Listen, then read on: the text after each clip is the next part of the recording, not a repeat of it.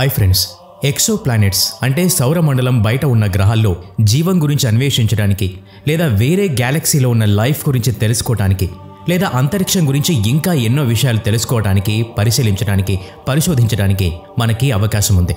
కానీ స్పేస్ ఎక్స్ప్లోరేషన్కి ఉన్న ముఖ్యమైన అడ్డంకి ఏంటంటే దూరం. ఈ విశ్వంలో ఎన్నో ఆబ్జెక్ట్స్ కొన్ని కోట్ల మైళ్ళ దూరంలో లేదా కొన్ని కోట్ల కాంతి సంవత్సరాల దూరంలో ఉన్నాయి. మనిషి వాటిని చేరుకోవడానికి ఇప్పుడున్న ఈ రవాణా సదుపాయాలు, టెక్నాలజీ ఏమాత్రం సరిపోవు. ఇంతకు మించి ఎన్నో వేల రెట్ల టెక్నాలజీ మనం అభివృద్ధి చేసుకోవాల్సి ఉంటుంది. అందులో భాగంగా ఎన్నో థియరీస్ మన ముందుకొస్తాయి. అవి ప్రస్తుతం ఫిక్షన్ సినిమాల్లాగా అనిపించినా ప్రస్తుతం మన దగ్గరున్న టెక్నాలజీ గతంలో ఇలాగే అనిపించిందని గుర్తుంచుకోవాలి. అందుకే ఈరోజు ఈ వీడియోలో కాంతి కన్నా వేగంగా ప్రయాణించే అవకాశం ఉన్న టెక్నాలజీ గురించి మాట్లాడుకోబోతున్నాం.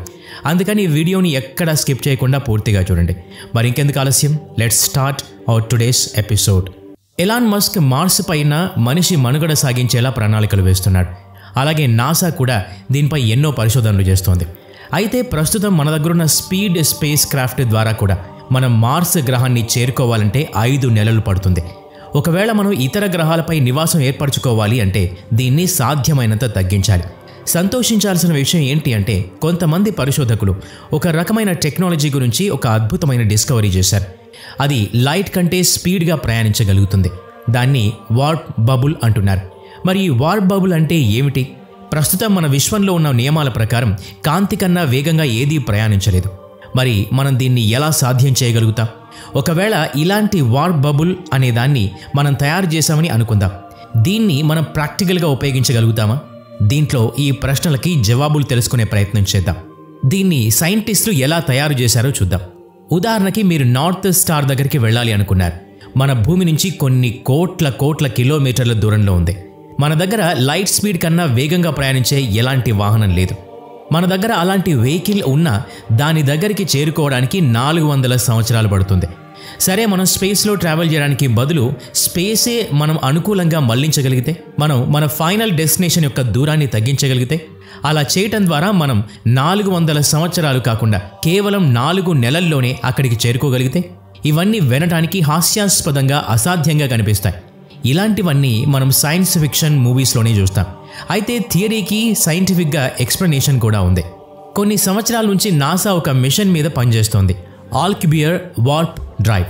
దీని సహాయంతో మనం మన స్పేస్ని బెండ్ చేసి లైట్ స్పీడ్ కన్నా ఎక్కువగా ప్రయాణించగలం. దీని ఒక సింపుల్ ఉదాహరణతో అర్థం చేసుకోవడానికి ప్రయత్నం చేద్దాం. మీ చేతిలో ఇలాంటి స్లింకీ ఉంది. ఇలా దాన్ని మనం స్ట్రెచ్ చేయొచ్చు. దీని మధ్యలో ఉన్న ఈ స్పేస్ని భూమి మరియు నార్త్ స్టార్ యొక్క దూరంగా అనుకుందాం. దీనివల్ల మనం చాలా సమయాన్ని ప్రయాణం కోసం వెచ్చించాల్సి ఉంటుంది. మనం రాకెట్ యొక్క వెనుక భాగాన్ని ఇలా ఎక్స్పాండ్ చేసి రాకెట్ యొక్క ముందు భాగాన్ని కాంట్రాక్ట్ చేసి నార్త్ స్టార్కి గల దూరాన్ని తగ్గించవచ్చు. సరిగ్గా ఇలాగే వార్ప్ డ్రైవ్ పనిచేస్తుంది. తన ముందు భాగాన్ని కొంచెం కాంట్రాక్ట్ చేసి వెనుక భాగాన్ని అంతే మొత్తంలో ఎక్స్పాండ్ చేస్తే ఆ షిప్ చుట్టూ ఒక స్టేబుల్ బబుల్ ఏర్పడుతుంది, మనం దాంట్లో ట్రావెల్ చేసేలాగా. దీని లోపల భాగం వార్ప్ అవ్వదు. అందువల్ల దాంట్లో టైం ప్రస్తుతం ఉన్నట్టుగానే నడుస్తుంది. ఎందుకంటే లైట్ స్పీడ్తో మనం ట్రావెల్ చేస్తే మన టైం కాన్సెప్ట్ మారిపోతుంది. అప్పుడు మన టైం మన విషయంలో చాలా నెమ్మదిగా నడుస్తుంది. ఇది వినటానికి చాలా వింతగా అనిపిస్తుంది. మన విశ్వం బిగ్ బ్యాంగ్ తర్వాత ఎక్స్పాండ్ అవుతూనే ఉంది. అది కూడా కాంతి వేగం కంటే ఎక్కువగా ఎక్స్పాండ్ అవుతుంది. ఈ యూనివర్స్ యొక్క ఎక్స్పాన్షన్ 1400 కోట్ల సంవత్సరాల క్రితం ఒక సింగిల్ పాయింట్ నుంచి మొదలైంది, బిగ్ బ్యాంగ్ ద్వారా. ఒకవేళ ఈ కాన్సెప్ట్ని మనం ఫాలో అయితే ఇప్పుడు మన విశ్వం 4 వైపులా 15 బిలియన్ లైట్ ఇయర్స్ విస్తరించి ఉండాలి. కానీ మన పరిశోధకుల ప్రకారం ఈ విశ్వం దీనికంటే 3 రెట్లు ఎక్కువగా విస్తరించి ఉంది. అంటే దీని ప్రకారం మన విశ్వం బిగ్ బ్యాంగ్ తర్వాత కాంతి వేగం కంటే ఎక్కువగా విస్తరించడం ప్రారంభించింది. మనం చెప్పుకున్నదంతా అంతరిక్షంలో మాత్రమే జరుగుతుంది. మనం స్పేస్ని ఎంతైనా స్పీడ్తో కాంట్రాక్ట్ లేదా ఎక్స్పాండ్ చేయొచ్చు. అప్పుడు మనం స్పేస్ని ఒక స్లింకీ లాగా ఫాస్ట్ స్క్వీజ్ మరియు స్ట్రెచ్ చేస్తే మనం లైట్ స్పీడ్ కన్నా ఎక్కువగా ప్రయాణించగలం. కానీ ఇప్పుడు ప్రశ్న ఏంటంటే మనం ఈ రకంగా స్పేస్ని ఎలా మూవ్ చేయగలం? దానికి మన దగ్గర ఉన్న సమాధానం ఏంటంటే మాస్. ఐన్స్టైన్ యొక్క ఫేమస్ ఈక్వేషన్ E=mc² ప్రకారం మాస్ అనేది ఇంకో రూపంలో ఉన్న ఎనర్జీ. ఐన్స్టైన్ ప్రకారం మాస్ లేదా ఎనర్జీ ఒక చోట ఉంటే అది స్పేస్ని కాంట్రాక్ట్ చేయగలుగుతుంది.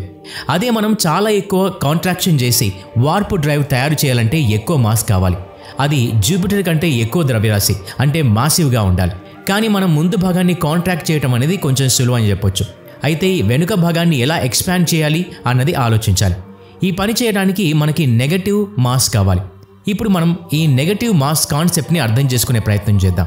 నెగటివ్ మాస్ ఉన్న ఒక యాపిల్ చాలా తేలిగ్గా ఉంటుంది.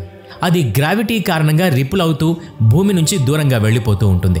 ఒకవేళ దాన్ని భూమి వైపు తోస్తే అది మన వైపే యాక్సిలరేట్ అవుతూ ఉంటుంది.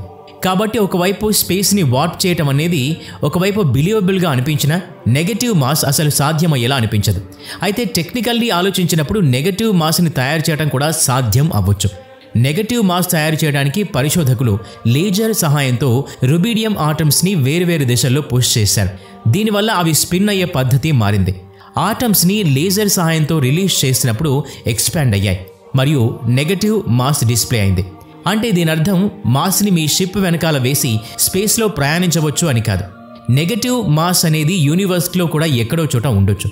దాన్ని ఎగ్జోటిక్ మ్యాటర్ అంటారు. ఒకవేళ ఈ ఎగ్జోటిక్ మ్యాటర్ అనేది ఈ విశ్వంలో ఉన్నా దాన్ని వెతకడం సాధ్యం కాదు. ఎందుకంటే గ్రావిటీ కారణంగా అది రిపుల్ అవుతూ ఉంటుంది. ఇవన్నీ ఆలోచించిన తర్వాత మరి వార్ప్ డ్రైవ్ తయారు చేయటం ఇంత కష్టమైన పనైతే మరి శాస్త్రవేత్తలు చేసిన ఆవిష్కరణ ఏంటి? నాసా యొక్క warp drive specialist doctor Harold G White చెప్పిన దాని ప్రకారం తను నిజమైన వార్ప్ బబుల్ని డిస్కవర్ చేశారు. ఆయన చెప్పేది ఏంటంటే డీటెయిల్డ్ న్యూమరికల్ ఎనాలిసిస్తో తయారు చేయగలిగే నానో మైక్రో స్ట్రక్చర్స్ని ఐడెంటిఫై చేశారు. నెగటివ్ ఎనర్జీ డెన్సిటీని ఎలా జనరేట్ చేయొచ్చు అని. దాని ప్రకారం మనం real nano scale warp bubble తయారు చేయవచ్చు. ఇవన్నీ మామూలుగా అర్థం చేసుకోవడం చాలా కష్టం. సింపుల్గా చెప్పాలంటే మనం అనుకున్న వార్ప్ బబుల్ని కొన్ని స్పెషల్ కండిషన్స్లో తయారు చేయవచ్చు. అంత మాత్రం చేత ఇక అది తయారైపోయినట్టే అనుకోవడానికి లేదు. దాని గురించి ఇంకా చాలా రకాల పరిశోధనలు మిగిలే ఉన్నాయి. ఒకవేళ నిజంగా మనం దాన్ని తయారు చేసినా దాంట్లో ప్రయాణించడం అనేది సాధ్యం కాకపోవచ్చు. మనం ఎలాగైనా చేసి పాజిటివ్ నెగటివ్ మాస్ని సంపాదించిన షిప్ని కంట్రోల్ చేయలేం. ఎందుకంటే ఆ బబుల్ బయట కంట్రోల్ చేయటం అసాధ్యం.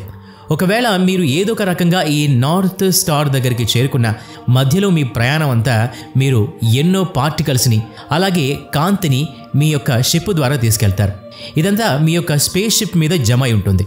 మీరు డెస్టినేషన్ చేరుకున్న తర్వాత అక్కడ ల్యాండ్ అవ్వడానికి వార్ప్ బబుల్ నుంచి బయటకు వస్తే మొత్తం బ్లాస్ట్ అవుతుంది. అందుకని ఈ కాన్సెప్ట్ అంతా ప్రస్తుతానికి అసాధ్యంగా కనిపిస్తోంది. అయితే ఒకవేళ మనం ఈ సమస్యల్ని అధిగమించి దాన్ని కంట్రోల్ చేయగలిగే టెక్నాలజీ సాధించే అవకాశాలు ఉండొచ్చు. అప్పటి వరకు మనం దీని గురించి ఆలోచిస్తూనే ఉండాలి. మీ అభిప్రాయం ఏంటో కామెంట్ చేయండి. ఈ వీడియో నచ్చితే లైక్ చేయండి, షేర్ చేయండి. అలాగే ఇలాంటి మరిన్ని వీడియోస్ కోసం ఈ ఛానల్కి సబ్స్క్రైబ్ చేసుకొని బెల్ ఐకాన్ మీద క్లిక్ చేయండి. నెక్స్ట్ వీడియోలో మళ్ళీ కలుద్దాం. Thanks for watching.